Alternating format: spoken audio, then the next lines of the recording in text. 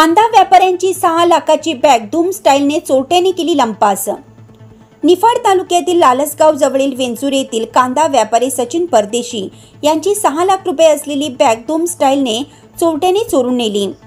परदेशी यांनी कांद्याचे शेतकऱ्यांना पैसे वाटप करण्यासाठी बँकेतून 6 लाख रुपये काढले होते। त्यानंतर ते जात असताना मोटरसायकलवरून आलेल्या दोघ्या चोरट्यांनी सचिन परदेशी यांच्या गाडीवरील 6 लाख रुपये असलेली बॅग ओढून धूम स्टाईलने चोरी करत लंपास केली।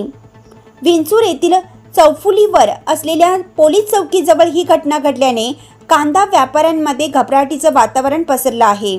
या प्रकरणी लालसगाव पोलीस ठाण्यात गुन्हा दाखल करण्यात आला आहे। सीसीटीव्ही फुटेजच्या आधारे दोघे भामट्या चोरट्यांचा पोलीस शोध घेत आहेत। वृत्त निवेदक सुरेश चव्हाणसह संचालक लक्ष्मीकांत शिंदे, नाशिक।